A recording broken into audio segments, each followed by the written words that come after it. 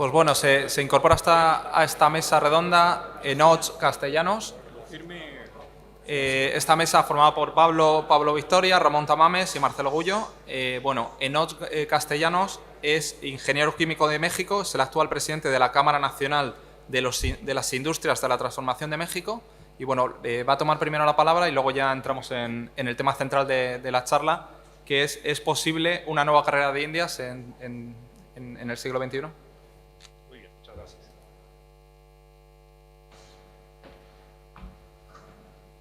Buenas tardes a todos. Primero quiero agradecer a quienes me han invitado, a Héroes de Cavite, a Pablo, a Frank, y es un honor compartir la mesa con las personalidades que estamos, con don Ramón Tamames, con Pablo Victoria y con Marcelo Gullo. Quiero contextualizar de lo que vamos a hablar porque hemos escuchado mencionar al galeón de Manila, la nao de China, pero ¿qué era esto? Es muy importante analizar el pasado, el presente y el futuro, el mítico galeón de Manila. El galeón de Manila, también llamado galeón de Acapulco o nao de China, era el nombre con el que se conocía a las naves que cruzaban desde el Océano Pacífico a América. En América hacían un transbordo de carga, lo que llamamos ahora multimodal, lo pasaban a lomo de mula entre Acapulco y Veracruz, y en Veracruz estaba toda la flota española que trasladaba los bienes desde Asia. Esto lo hacían una o dos veces por año entre Manila, Filipinas y los puertos de la Nueva España, principalmente en Acapulco, pero también tenían algunas derivaciones a San Blas, en el puerto de Nayarit, o a Manzanillo. Este galeón protagonizaba la travesía filipina, México, Nueva España, de una ruta comercial que se extendía desde Europa hasta América y a la región de Asia-Pacífico, convirtiéndose en la primera ruta de comercio mundial, y esto hay que significarlo mucho. Además, era la más larga de su época. Totalizaba alrededor de 15,000 millas náuticas, conectando Sevilla con Veracruz en el tramo atlántico, Veracruz y Acapulco, como lo he mencionado, por tierra, a través de la Ciudad de México, y finalmente atravesaba todo el Pacífico hasta llegar a Manila. La línea del Pacífico duró hasta 1815, recordemos que en 1810 México inicia su proceso de independencia, que concluye en 1821, y operó desde 1566 hasta 1790. El galeón de Manila fue en realidad una nave de 500 a 1500 toneladas y alguna vez fueron 2. Había certeza de cuándo salían, pero no de cuándo llegaban. ¿Qué pasa hoy en día? Hoy en día tenemos una oportunidad también histórica, que es la crisis de los contenedores. En septiembre de 2020, mover un flete de China a Estados Unidos costaba $4,469. Un año después, esto se elevó a $20,615. En un año se han incrementado los precios exponencialmente. Detrás del valor de los fletes marítimos está lo que ha dado por llamarse la crisis de los contenedores, es decir, una insólita escasez del espacio disponible en los barcos. Esto se debe principalmente a la pandemia de COVID-19, que causó escasez del espacio disponible para transportar productos de Asia a Occidente.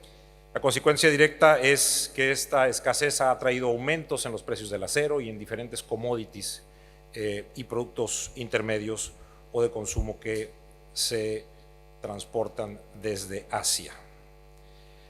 Vimos recientemente en las noticias, la semana pasada, que en el puerto de Long Beach, en California, en Estados Unidos, había 20 buques atracados sin poder descargar. Imagínense lo que esto significa en costos, en millones de dólares. ¿Cuál es una de las propuestas? Evidentemente está Panamá, pero Panamá con un detalle logístico. En el hemisferio norte se encuentra China y se encuentra Europa, y tiene que bajar varias miles de millas náuticas para volver a subir cruzando.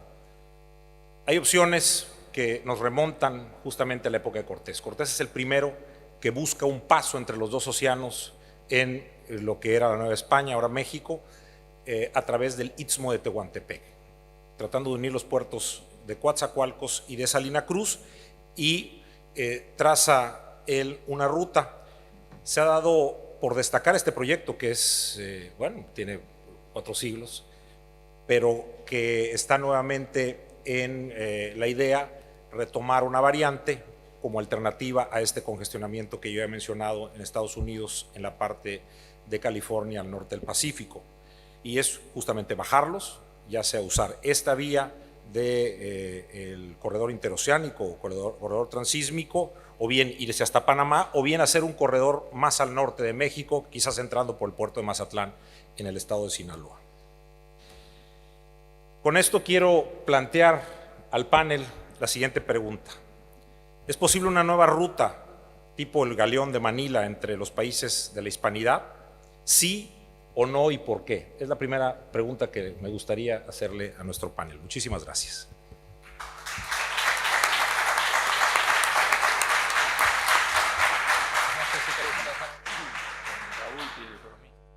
Vale, Ramón Tamames, si quieres responder a la pregunta primero.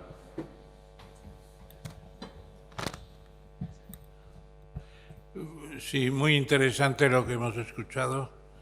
Es uno de los temas de la presencia española que ahora en gran parte se arroga a México, como es natural, en el Pacífico. Y la pregunta es muy concreta. Yo creo que hoy el Pacífico, lo he dicho, es el más mercantilizado del mundo. El tráfico del Pacífico desde el año 90 y tantos es superior al tráfico del Atlántico. Y el tráfico de contenedores es brutal. Ha habido que ensanchar los puertos norteamericanos y canadienses del Pacífico para que cupieran los contenedores, los barcos de contenedores. E incluso las nuevas esclusas del Canal de Panamá, que yo visité el año 16 cuando se abrieron, pues también se hicieron por el tráfico inmenso que hay para facilitar el acceso a la costa este de los Estados Unidos, donde también han tenido que ensanchar los puertos. Yo creo que el mundo naviero hoy es muy complicado. Hay una empresa danesa, Maersk, que tiene un predominio absoluto en ese tráfico. Y también hay empresas ya chinas, norteamericanas, desde luego, etcétera. Si se quiere establecer una línea que tenga alguna connotación de España, Filipinas y México, tendría que asociarse con un proyecto mercantil, comercial. Mantener otra cosa es imposible económicamente. Y ahora los fletes están muy altos. Es impresionante un contenedor que hace 8 meses se iba desde China a la costa oeste de Estados Unidos, $2.000, ahora está en 12.000. ¿Por qué? Pues porque después del desconfinamiento, etcétera, ha habido un resurgir del tráfico marítimo impresionante. O sea que el que quiera que se recuerde de alguna manera al Galeón de Manila o Nao de la China, tiene que asociarse con un proyecto mercantil importante. Y España en estos momentos, los navieros no están a esos niveles, que yo sepa, no están. Y habría que entrar por ejemplo, a plantearle a Maersk que hiciera un par de barcos dedicados a recordar aquello. Sería bueno. Eso sí que es posible y bonito. Gracias. Sí, Pablo, yo te quería preguntar, ¿qué puede hacer España para propiciar esta nueva carrera de Indias? ¿Qué está en manos de España? Bueno, yo creo que inclusive voy a decir algo que sonará bastante inverosímil quizás, pero es que si nosotros uniéramos todos los productos internos brutos de América con España, por ejemplo, o sin España, pero por lo menos en América, el Producto Interno Bruto de América sumado es mayor que el Producto Interno Bruto de los Estados Unidos. Y el mundo obedece a parámetros y consideraciones económicas principalmente. Si nosotros soñáramos con unir a América comercial, económica y quizás políticamente, podríamos hablar fuerte e inclusive inducir conjuntamente, por ejemplo, con los Estados Unidos, a llevar a cabo, realizar esa canalización de la que tú hablas. Pero solamente desde el punto de vista de la fuerza económica, porque los países obedecen a eso. Y si nosotros uniéramos nuestras economías, inclusive si concitáramos una moneda común en América, una moneda fuerte, que mandara la parada, por decirlo de alguna manera, creo que nos obedecerían y el proyecto comenzaría a ser viable, factible y probable. Entonces yo en esa carrera de Indias propondría como elemento fundamental, principal, la Unión Americana para lograrlo. Porque sin eso nos verán débiles, nos verán pobres, nos verán desunidos, y eso no interesa a las potencias y sobre todo a la potencia norteamericana. De manera pues que esa sería mi primera propuesta, la carrera de Indias bajo la Unión Americana. ¿Sí? Bueno, estamos viviendo un momento en el cual en América se están derribando estatuas, se está revisando la historia de España, el legado español, y no es el contexto más favorable para esto. Yo le quería preguntar a Marcelo cómo se puede cambiar este contexto político, este clima de opinión tan poco favorable para este tipo de proyectos conjuntos entre países.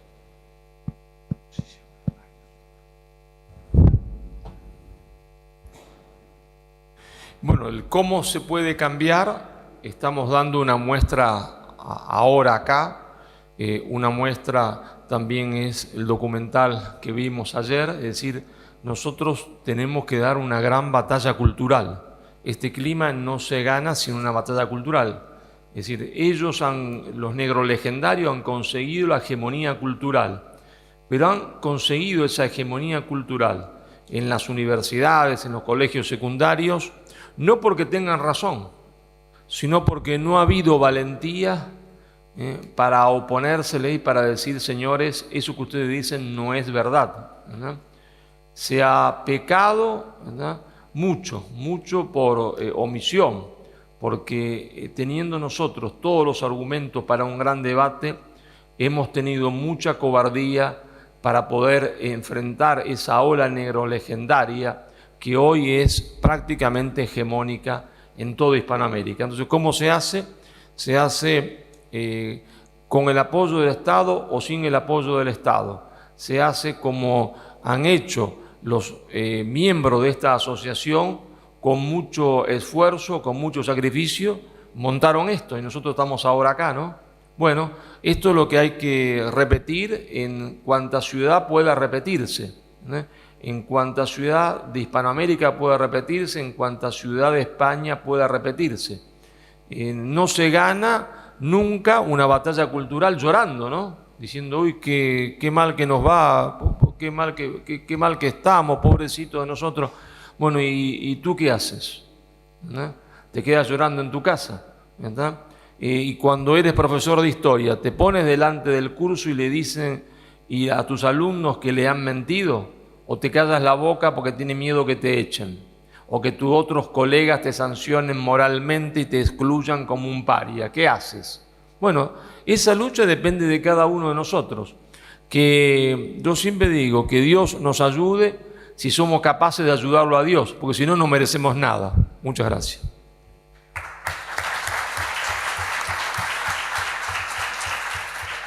Bueno, le quería preguntar a Enoch si al final la impresión que tenemos desde España es que cada vez tenemos menos peso económico, menos peso cultural, menos peso político en América.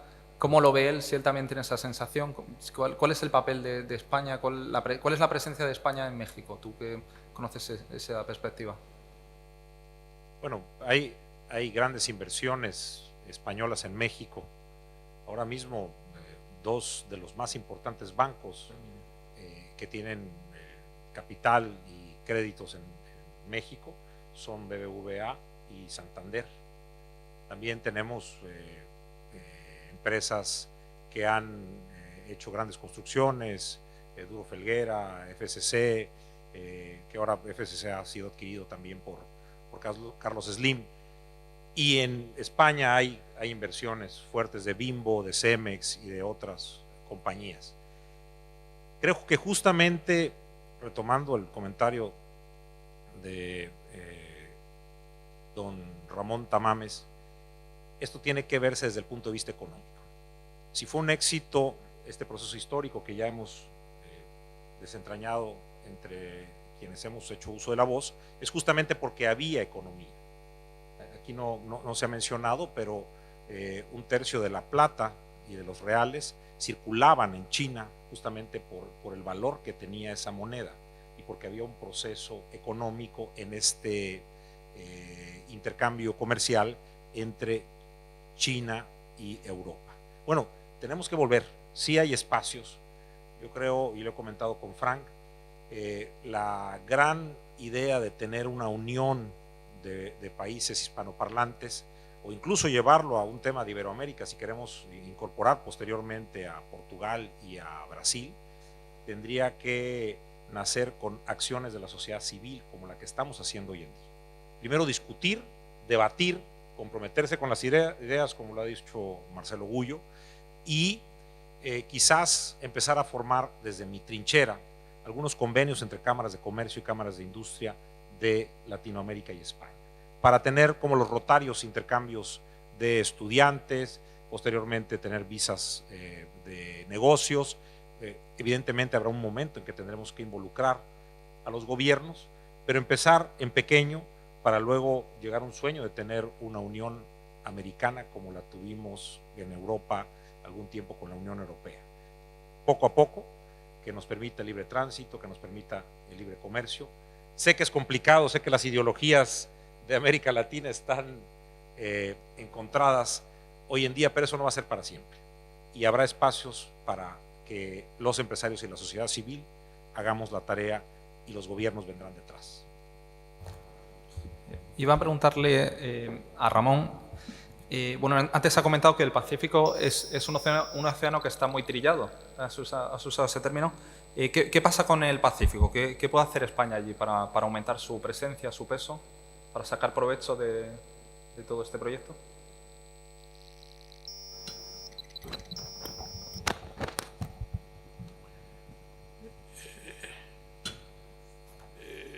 La pregunta del millón, si se quiere.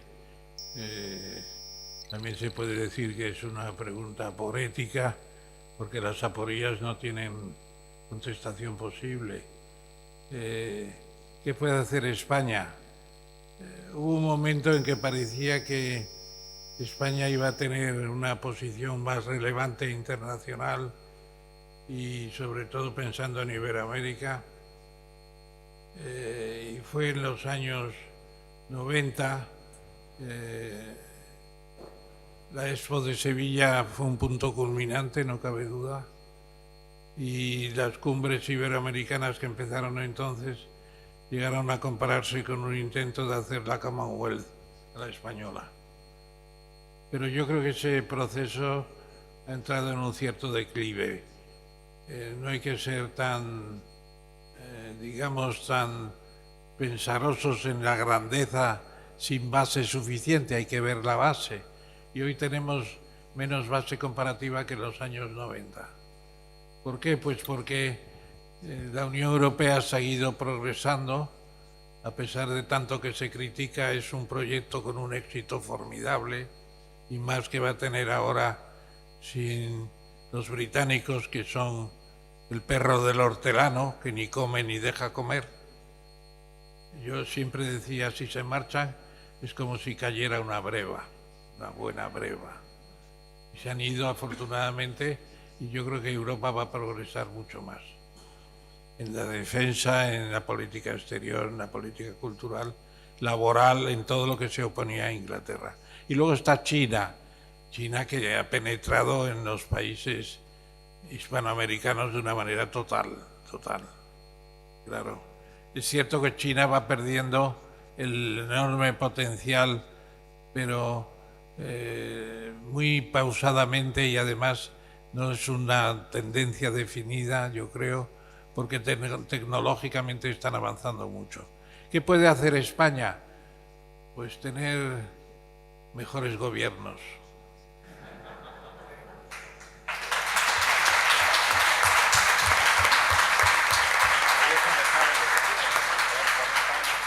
A mí cuando me preguntan qué ministros españoles han sido buenos, digo, ¿incluye usted a los llamados franquistas o no? Porque si incluye a los llamados franquistas, no hemos tenido un ministro de Comercio como Ullastres, nunca. Ullastres fue un genio y además preparó no solamente el plan de estabilización del 59-61, y Gavestani en la agricultura le removió la agricultura española totalmente. Y qué sé yo, pues Girón fue el creador de la seguridad social, que la gente piensa que fue Felipe González, y no. Felipe González ha hecho cosas, pero no creó la seguridad social. Que por cierto estaba entonces Lord Beveridge en Inglaterra preparando la reforma de la seguridad social, y allí mandó Girón a un espía como a Jorge Juan lo envió, me parece que fue Carlos III o Fernando VI, no me acuerdo ahora. Yo creo que España tiene que tener mejores gobiernos, y sobre todo gobiernos que no desprecien la historia. Lo de ahora es inaudito, que hayan firmado un acuerdo, no sé qué, reunidos en México con la independencia, todos con los más altos representantes, y nuestro embajador estaba allí porque estaba de oficio ese día. No, ni caso. La carta de AMLO nos gustará poco o menos o más, pero no la hemos leído porque no la han dado a publicidad. Y segundo, ¿se ha contestado por el rey? Tampoco lo sabemos. Es que es inaudito. Es que lo que son los 500 años de México, tiene que venir la UNAM a presentar 15 libros, que nos vamos a presentar la semana que viene, y son unos libros formidables. Entonces, ¿qué pasa? Pues que hay una especie de sentimiento de complejo de inferioridad, compatible con un triunfalismo absurdo, con unos experimentos sociales lamentables, etcétera, etcétera. Y todo eso nos aleja, claro. La admiración que había en España en los años 90, se hablaba de la reconquista, se decía la reconquista. Estaban llegando las empresas españolas, que tú lo has dicho muy al principio, es verdad, estaban todas entrando. Ahora en proporciones mucho menos importante porque, claro, el mundo crece. Yo creo tener mejores gobiernos, hacer más caso de los historiadores y recordar que este país, España, pues hizo la primera globalización, como habéis dicho esta mañana todos. Muchas gracias.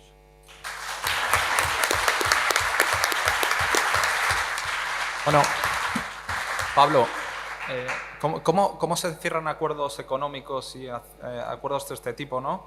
Con países que están exigiéndote peticiones de perdón de hace 500 años? ¿Cómo se gestiona eso?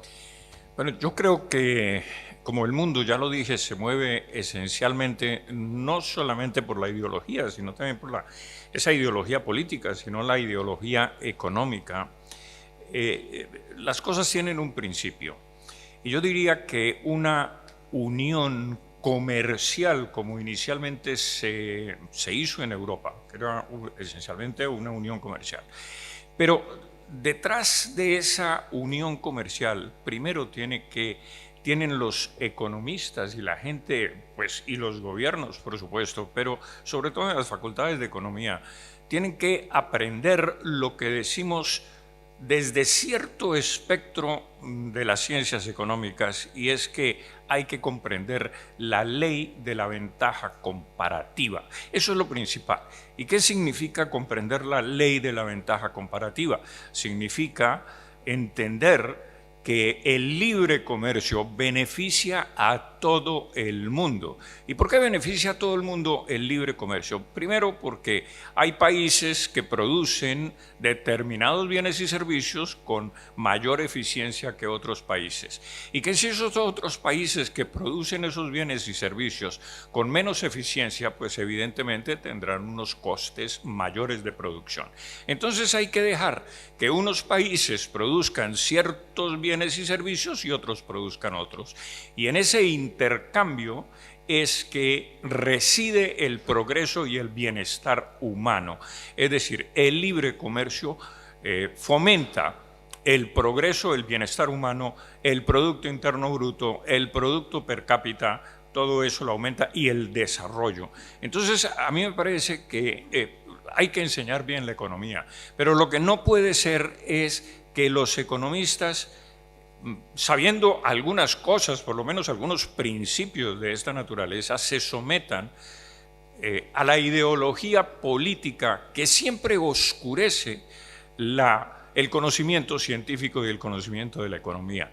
La mente no puede estar oscurecida por la ideología, sino tiene que estar iluminada por la razón. Y entonces hay que empezar por enseñar el ABC de la economía, que está a la vista, cómo Europa ha progresado con el libre comercio, para que nosotros intentemos una unión, primero comercial. La política vendrá después, si es que viene por antonomasia, pero lo primero es entender que hay que demoler las fronteras económicas, las aduanas que impiden el libre desarrollo del comercio, para que haya una integración primerísimamente económica, para que después, a resultas de eso, pueda existir el progreso y pueda realizarse el canal que tú propones. Muchas gracias.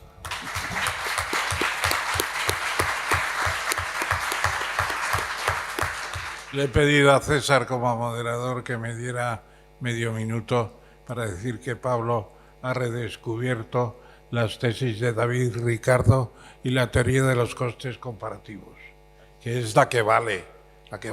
Incluso China, cuando estaba gobernando Mao, no iba a ninguna parte, pero cuando con la globalización adopta la tesis de los costes comparativos y se dedica a fabricar en lo que él tiene que fabricar, pues resulta que el progreso de China es indefinido y total. Así que enhorabuena, Pablo.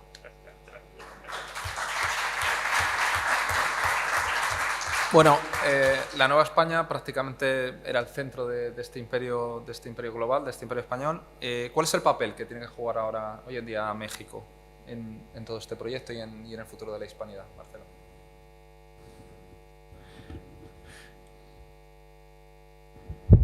No es para causar polémica con mi gran maestro y profesor de la Escuela Diplomática de Madrid, ni con mi amigo Pablo Victoria. Yo creo todo lo contrario. Creo que el libre comercio es una ideología, ¿verdad? Pero no es para charlarlo ahora. He escrito 2 libros sobre eso y solo puede aplicarse en determinadas condiciones. Pero respondiendo a nuestro amigo sobre el papel de la Nueva España. Digo Nueva España, fíjense que no digo México, digo Nueva España, porque la única verdad es la realidad. Para que exista un proceso de reunificación, hacen falta núcleos de aglutinación con determinada potencia. Yo vengo de Argentina. Nosotros tenemos un gran territorio, una gran cantidad de riqueza, pero tenemos un talón de Aquiles. Prácticamente no tenemos población. Somos insignificantes en población. Para crear algo importante hay que tener una masa de población. Claro, una masa de población requiere también después otras condiciones, como la preparación de esa masa de población. Pero hay un país que inevitablemente debería haber ejercido y debe hacerlo en el futuro, un rol fundamental. Ese país es México, porque tiene 140 y pico millones de habitantes. Pero México, que está llamado a ejercer ese rol, solo podrá hacerlo cuando entienda que ser mexicano es ser hispanoamericano. cuando solo entienda que ser mexicano, que no se puede ser mexicano sin ser hispanoamericano, porque México, como Argentina, como Chile, son simplemente, decía José Enrique Rodó, patrias chicas de una magna patria, patrias chicas de una patria grande, decía Ugarte, Manuel Ugarte. Solo cuando se entienda eso, entonces el enorme potencial de México, liberado de la leyenda negra, concibiéndose a sí mismo como un hermano mayor, podrá arrastrar, se entiende, con su enorme peso demográfico, económico y geopolítico, un proceso, se entiende, de catalizador hacia la unidad. Pero eso requiere que México sepa que ser mexicano es ser primero hispanoamericano y después mexicano, y para eso hace falta terminar, se entiende, con la leyenda negra, que es el huevo de la serpiente. Si no se termina con ese huevo de la serpiente, nada se va a mover en Hispanoamérica, nada se va a mover en España. Mi maestro, que tiene un profundo realismo, decía, claro, ya el poder de España no es el de antes, y no hay ningún problema que no sea el de antes, porque nosotros concebimos la hispanidad como una gran familia, ¿no? Y en esa gran familia están los nietos menores, que todavía no tienen fuerza, están los nietos mayores que ya están dispuestos a comerse el mundo, y el abuelo y la abuela que dieron todo, que ya no tienen la misma fuerza que antes, pero son parte de la misma familia, somos todos parte de una misma familia, hacia una misma dirección. Si concebimos nuestra historia de esta manera, entonces podremos hacer la sinergia suficiente para que la familia vuelva a reunirse y no habrá problema de quién tenga más fuerza o menos fuerza, quién debe aportar el mayor sacrificio o el menor, porque cada uno aportará en la medida de lo que pueda lo que tiene que aportar. Muchas gracias.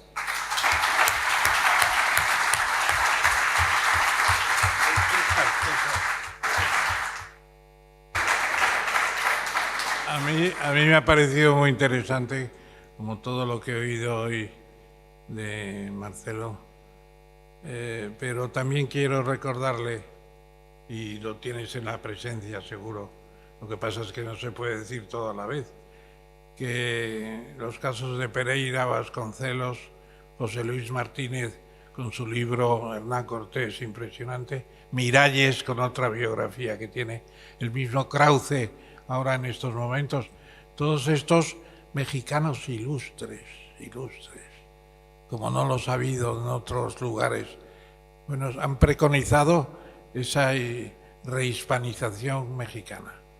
¿Y qué pasa? Pues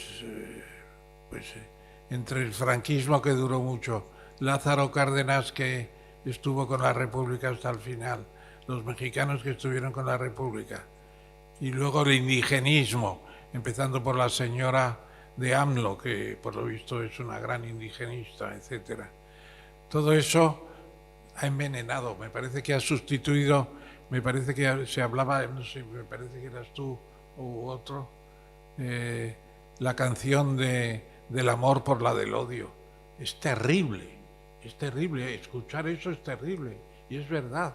Y no quieren discutir, ni quieren hablar, ni quieren negociar, ¿no? Nada, absolutamente. Cortés es invisible.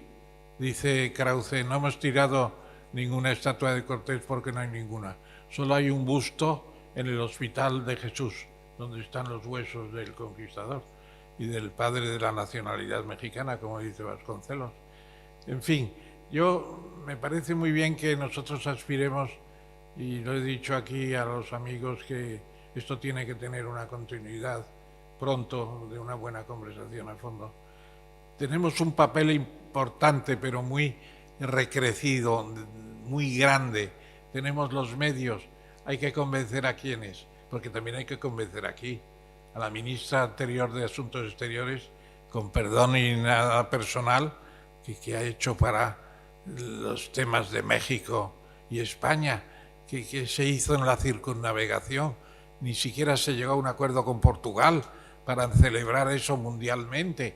Pero si es que estamos en la más de las miserias de pensamiento y de proyección política, pues precisamente entonces el enemigo está cerca. Yo no voy a convertir esto en un mitin electoral porque no me voy a presentar por Cartagena, pero casi. Gracias.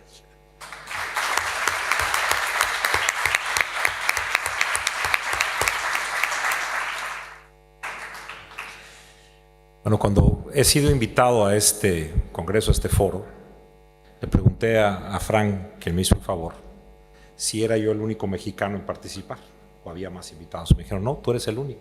Dije, México no puede estar ausente de este debate. Y eso, ¡viva México!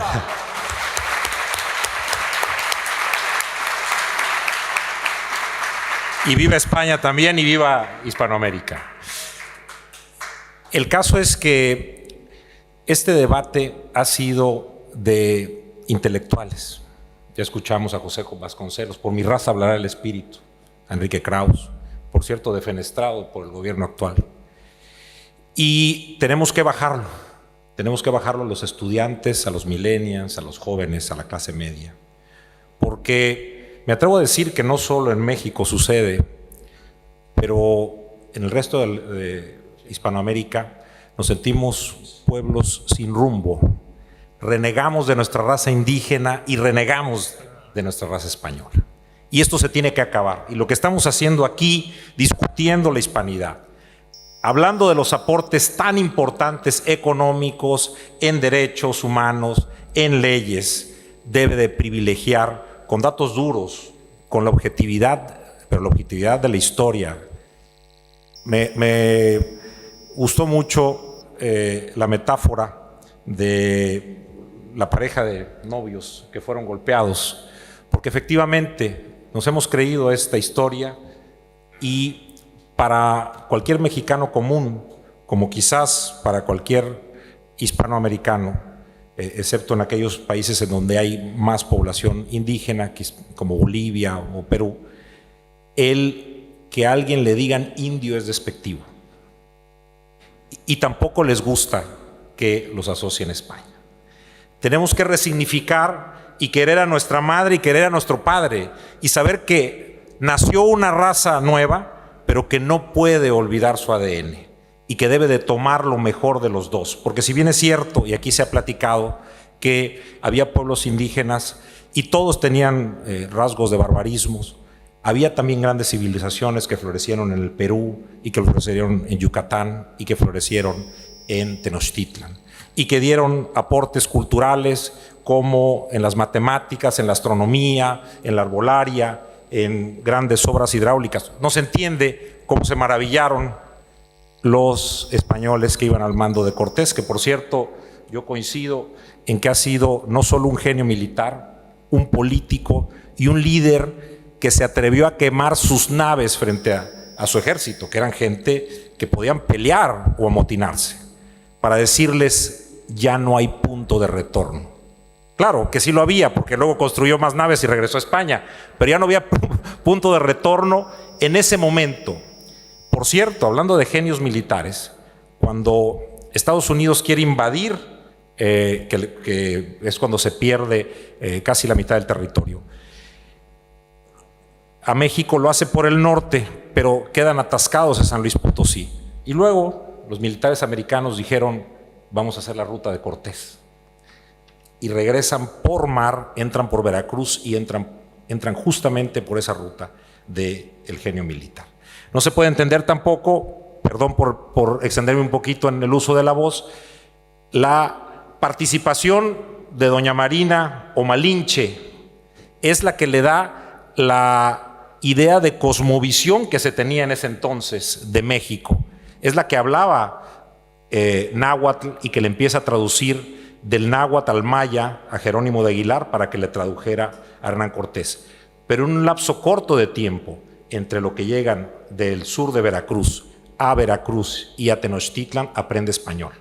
Una mujer que es realmente nuestra Eva y que con esa unión de pueblos que habían estado sojuzgados, que habían estado maltratados y pagando tributos, como los totonacas o los tlaxcaltecas, se logra la conquista de México. Por supuesto que tenemos que desaprender lo aprendido para generar nuevas ideas y para lograr la unión de Hispanoamérica y, por supuesto, esa Hispanoamérica tiene que estar unida con España porque el idioma es lo más fuerte que nos ha dejado y la teoría cristiana, que aquí se ha hablado también de la teoría social de la Iglesia por parte de Pablo.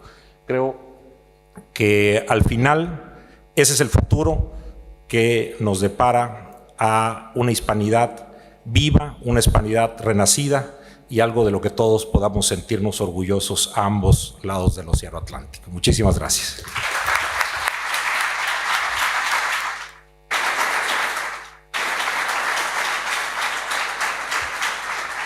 Bueno, yo por último quisiera sobre este tema inclusive hacerle una propuesta a los españoles.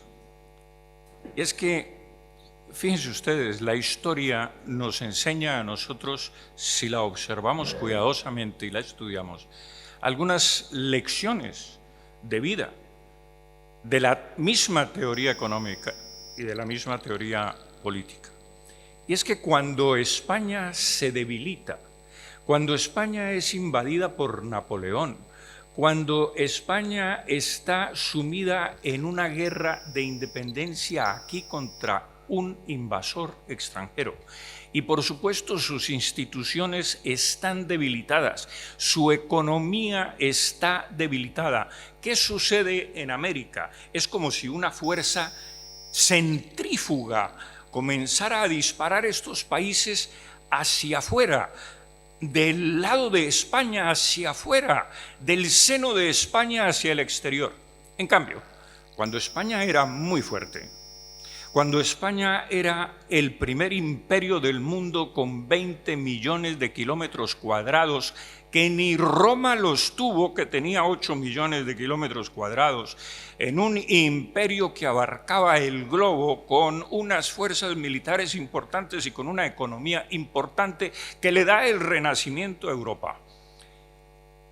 América estaba con España y entonces no había tanta leyenda negra. Es decir, señores, la economía manda, el poder manda, fortalece los vínculos, inclusive la ideología casi que le abre paso a esos factores económicos, porque ahora cambiarle el cerebro a millones y millones de personas que han estudiado bajo la leyenda negra y bajo todas las infamias que se han tejido contra España, pues es una tarea de titanes muy difícil. Entonces la propuesta es la siguiente: fortalezcamos España, fortalezcamos su economía, mejoremos este gobierno, los gobiernos futuros, para fortalecer la economía española y entonces comenzamos a gravitar centrípetamente y no centrífugamente hacia una unión con España para fortalecer los lazos hispánicos. Esa es la propuesta: fortalezcamos España.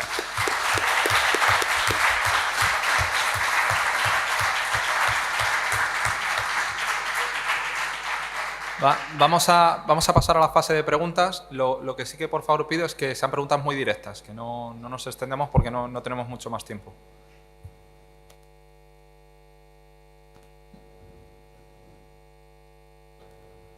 ¿Hola? ¿Hola?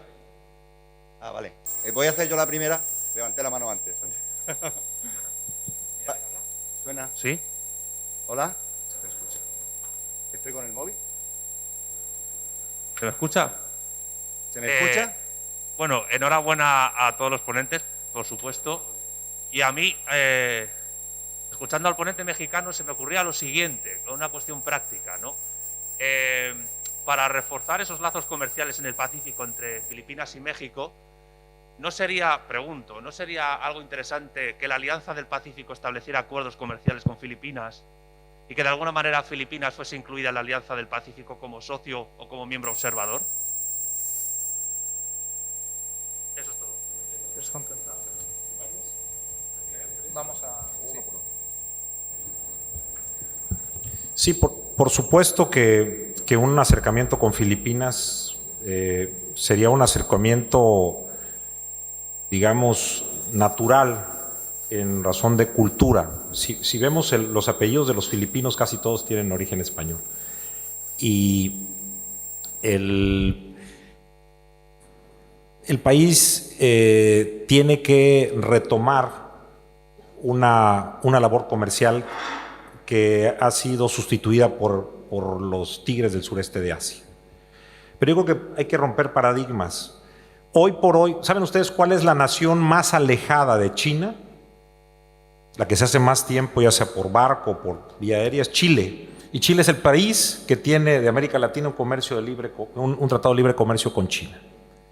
Claro, vendiendo commodities, cobre y algunos otros productos y comprándoles productos terminados.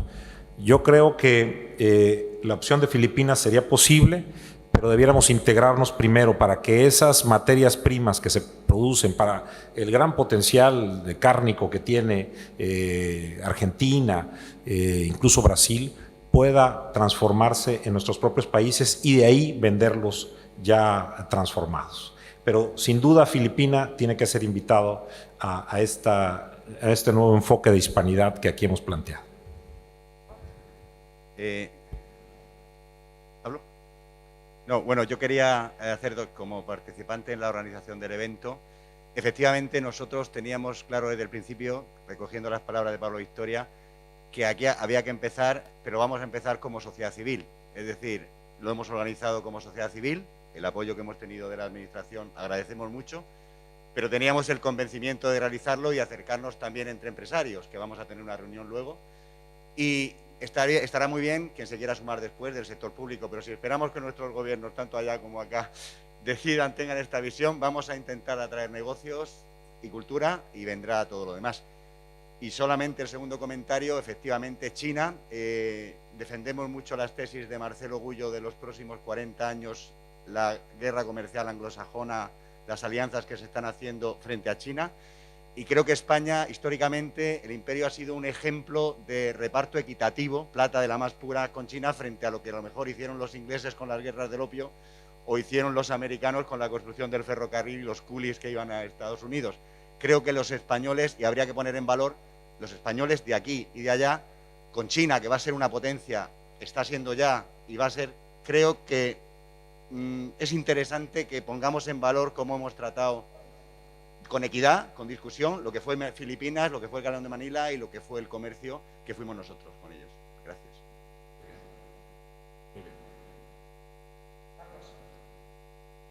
Hola. Yo quería hacer una pregunta al maestro Ramón Tamames y darle la enhorabuena tanto a Héroes de Cavite como a todos los contertulios que han venido. Maestro, yo quería preguntarle respecto a la división que tiene España tan claramente y lo que está ocurriendo, la imagen que estamos dando en el exterior con nacionalismo, patriotismo en estos últimos tiempos. Parece que estamos perdiendo tiempo y una oportunidad para ese hermanamiento con los países hispanoparlantes. Desde su punto de vista, quería preguntarle si se le ocurre algunas medidas a corto, medio o largo plazo que podrían establecerse para no crear más distanciamiento mientras intereses como en México, AMLO o tantos países, ahora Perú con el nuevo presidente, están tratando pues de continuar con esa división. Si desde su punto de vista a nivel político, social, se le ocurre qué podríamos hacer para ir solucionando y ganar un poquito de tiempo en ese aspecto y no perdernos más en el camino. Gracias.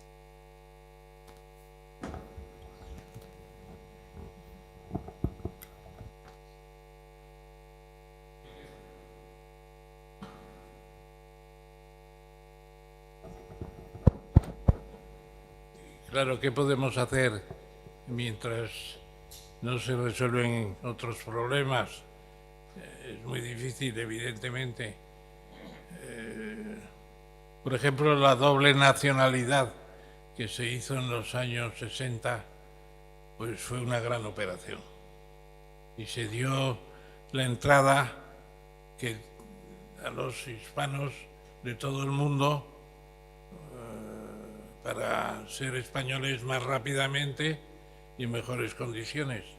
Incluso ya había habido una idea parecida, más concreta, a los filipinos. Y esa fue la razón de la inmigración filipina, que en esos años fue impresionante. había un filipino en cada casa ayudando, hombre, tanto como en cada casa, ayudando a las labores de domésticas. Tremendo lo de los filipinos, y no tuvieron un tratamiento especial para hispanizarlos, porque vinieron hablando tagalo y un mal inglés, y se marcharon hablando tagalo, un mal inglés y un mal español. No se cuidó para nada, y eran miles, decenas de miles. Y después la situación es distinta desde el punto de vista de la lengua. No hay por qué enseñarle el español a los ecuatorianos ni a los peruanos, etcétera.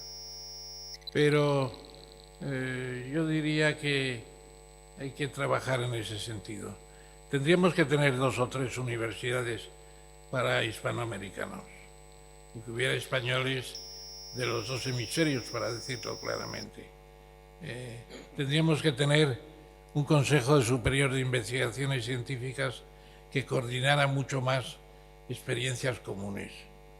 Incluso una iglesia española que tuviera marketing, porque no tiene marketing. La iglesia española es un desastre. Se lo he dicho al presidente de la conferencia episcopal varias veces.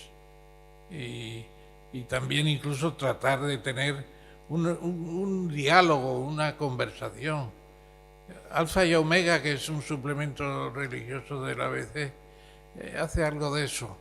Pero claro, ¿qué va a hacer el ABC? No puede tampoco convertirse en un ministerio de la cultura para la Iglesia hispanoamericana. ¿Y qué más cosas? Pues muchas más. No tenemos el Instituto Cervantes para los países hispanohablantes, pero tendría que haber más presencia cultural. Colegios españoles como por ejemplo el de Bogotá, que está muy cotizado porque es muy bueno, y podríamos tener uno en cada uno, como tiene Francia con los liceos en todo el mundo prácticamente. Y el Instituto Cervantes tendría que tener más difusión. Yo les propuse al marqués de, ¿cómo se llamaba? Tamarón, que era más alto que Pau Gasol, ¿no? Bueno, pues a Tamarón le propuse que hiciera las franquicias, y no las hizo él, las hizo una escuela de idiomas que luego quebró porque lo hizo muy mal. Pero tener que hacer los institutos Cervantes, ya me refiero a un área no hispanohablante, con funcionarios de registro, etcétera, con todos los privilegios de los funcionarios, es imposible hacer una difusión buena. Yo creo que hay mucho lado cultural, juvenil, y luego probablemente, qué sé yo, los premios que se dan en España tendrían que tener una vertiente también para allá. Aquí la Fundación Príncipe de Asturias, yo creo que es un desastre, porque busca a aquellos que vayan a hacer el premio Nobel para decir, sí, es la antesala del Nobel, es lo más importante del Príncipe de Asturias, y nos encontramos con unos nombramientos verdaderamente chocantes. Bueno, no quiero ocupar más tiempo porque se aproxima la hora del condumio. Gracias. Yo quisiera contestarle, señora, a usted esa pregunta que hizo con una reflexión y con una anécdota. Y es que en alguna oportunidad, recién llegado a España, un libro que publiqué aquí, hice una dedicatoria a España en el sentido de que a mí y a mis hijos nos había devuelto la nacionalidad perdida. Y ese aspecto de las nacionalidades y de las fronteras para mí ha sido un poco fascinante, entre otras razones porque es un problema humano tan arraigado y tan profundo, que esas fronteras imaginarias nos separan. Pero en el caso hispanoamericano, yo creo que España sí debería hacer, como tú lo propones, Ramón, un esfuerzo por agilizar los visados, la incorporación de muchos hispanoamericanos a España, porque somos asimilables, perfectamente asimilables. En cambio, en algún momento, creo que con Zapatero se privilegió muchísimo la inmigración musulmana, que son irreductibles y que no se integran. Entonces, y la anécdota viene a cuento porque una vez recibida la nacionalidad, con lo cual, por supuesto, agradecemos a las autoridades y al pueblo español que nos devolvió esa nacionalidad, que la tenemos en este momento, en alguna oportunidad que estuve en la inauguración del año judicial y me invitaron y estaba Su Majestad Juan Carlos I allí, y entonces uno de los magistrados del Consejo del Tribunal Supremo, muy amigo nuestro, le dice: Majestad, le presento a un senador colombiano. Entonces me dice: ah, usted es colombiano. Y le digo: no, Majestad, en realidad soy español, pero hacía 300 años que no venía por aquí.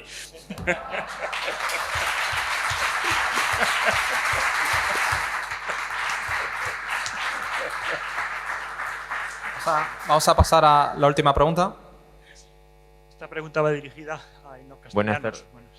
Bueno, pues las dos últimas. Ya está. Bueno, esta pregunta va dirigida al señor Castellanos, como mexicano que es. Estudiando la historia de América o del imperio, entre comillas, español, resulta que yo creo que el centro de gravedad de ese imperio estaba en Nueva España, porque era de donde salía la plata, la mayor parte de la cual se quedaba allí, es decir, el dinero, donde está el poder, estaba en Nueva España. Entonces hay dos cosas que me resultan sorprendentes. Primero, ¿por qué hay ese predominio en las autoridades mexicanas por la leyenda negra? Y segundo, ¿por qué no es México el que lidera precisamente la reivindicación de esa historia común? Muchas gracias.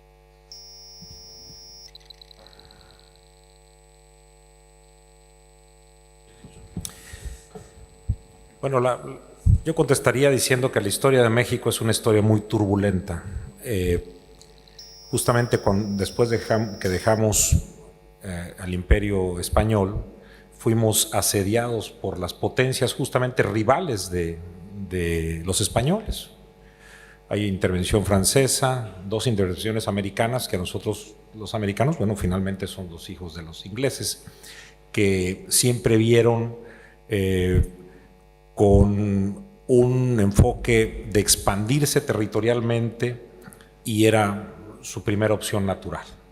Le compraron Florida a España, le compraron a Francia la parte de Luisiana, hicieron un movimiento independentista en Texas y aprovecharon la más mínima opción o pretexto para invadir México y quedarse con el resto. Eso ha traído mucha problemática en cómo se asume, porque finalmente fue muy traumático. Y la manera de reafirmar esa mexicanidad es tratarse de separar digamos, de esta hispanidad. Pero como he mencionado aquí, también se reniega de la raíz indígena. En México todavía hay clasismo y racismo en función del color de la piel. Hay que aceptarlo. Bueno, en mi propia familia, mi padre es de tez morena y mi madre es de tez blanca, y somos 5 hermanos, 3 morenos y 2 blancos. Y nos queremos mucho y no tenemos ningún problema, pero en muchas partes de México sí. Creo que sí, México, como ya se ha mencionado antes, está destinado a tener un rol protagónico. Tenemos que dar este debate, por lo cual yo aquí quiero poner a su consideración y de los héroes de Cavite el que el próximo Congreso de Hispanidad sea en Veracruz, México, que más o menos por esta fecha, si ustedes lo tienen a bien, podamos desarrollar eventos como estos y que ojalá nos acompañen los invitados que tenemos para seguir dialogando y seguir con este esfuerzo de lo que ustedes han hecho, porque necesitamos generar un gran debate al que también nos ha ayudado Marcelo Ullo con su libro. Qué bueno que se esté mencionando por parte del presidente de la República en México, qué bueno que estemos generando una revolución de las conciencias para retomar el valor que tiene España para todos nuestros países. Pero justamente yo creo que es la historia turbulenta que ha tenido México, que ha buscado de dónde asirse, pero la única manera para asirse a un futuro que nos beneficie a todos es aceptando que recibimos cosas muy buenas de ambas partes y que por supuesto tenemos que estar ligados con quienes son semejantes a nosotros, que es el resto de Hispanoamérica y por supuesto España.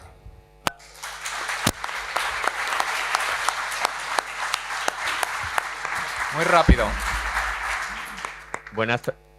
¿Se me oye bien?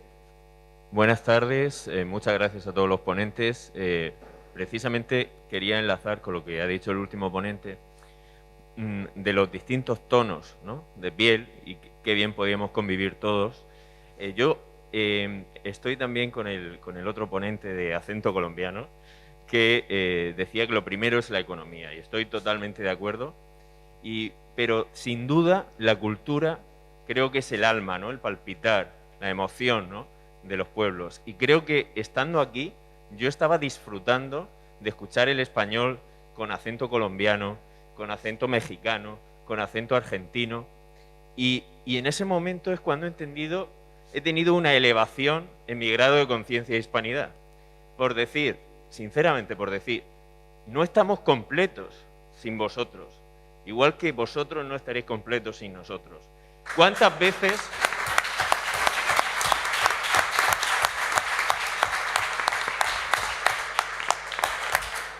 ¿Cuántas veces hemos estado en un congreso internacional y qué pocas veces todos los ponentes hablaban en castellano, hablaban en español? Eso ha sido un lujo y me pregunto ¿por qué? ¿Por qué no ocurre eso más cuando somos tantos millones de personas? Creo que lo primero que tenemos que hacer es tener necesidad los unos de los otros y abrazar esa cultura que tenemos todos juntos. Gracias.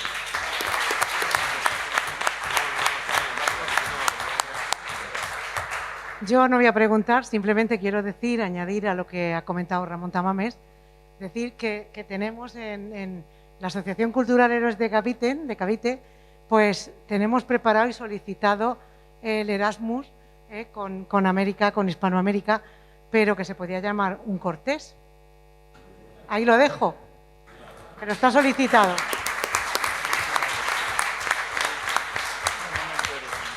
Bueno, pues se reanudan las conferencias, se reanudan luego a las 5 con una tarde muy naval, muy relacionada con la carrera de Indias y bueno, pues hasta luego. Muchas gracias por venir, por acompañarnos, agradecer una vez más a Enos, a Marcelo, a Pablo, a César, a Ramón, el haber confiado en la ciudad de Cartagena, en la Asociación Héroes de Cavite. Y bueno, nosotros como asociación civil, somos una asociación cultural, divulgación histórica e hispanista. Estamos ayudando a formar a asociaciones hispanistas en América, la Dionisio Inca Yupanqui en Perú, México Hispano, Hispano-Susa, también en Ecuador, en Argentina, en Centroamérica. Y bueno, vamos poco a poco y estamos dando pasos muy importantes para internacionalizar el movimiento hispanista. También estamos ayudando a enseñar español a filipinos. Eso lo estamos haciendo con voluntarios de España y de Hispanoamérica. De momento tenemos 100 alumnos filipinos aprendiendo español, pero van a ser muchos más gracias a la colaboración de la asociación Hablamos Español.